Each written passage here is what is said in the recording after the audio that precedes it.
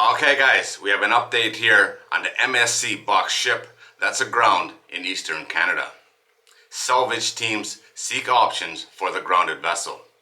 This is from the Maritime Exclusive and it was published on the 17th of February 2025.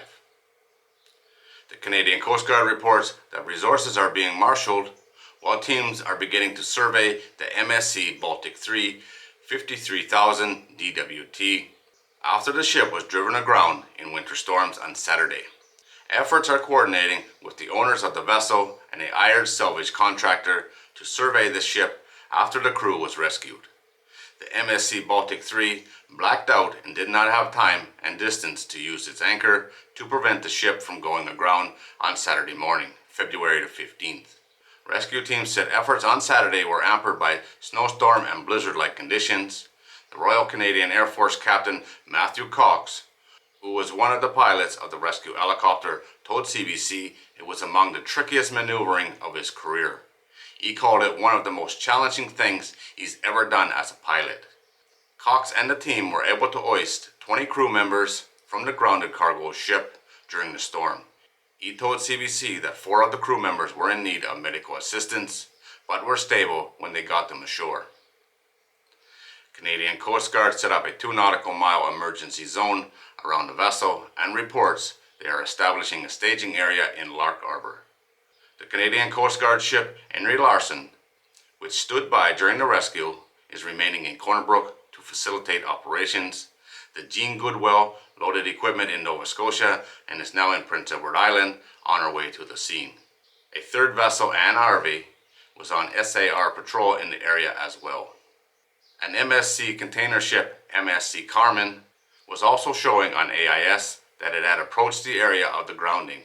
MSC has not commented on the incident, but the Canadian Coast Guard reports it has been cooperating and responsive.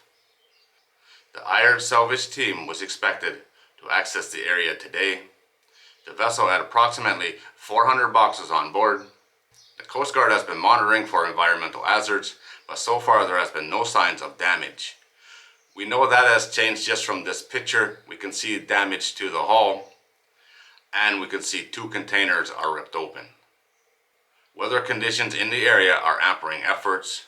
There continue to be wind warnings in the region up to 75 miles per hour.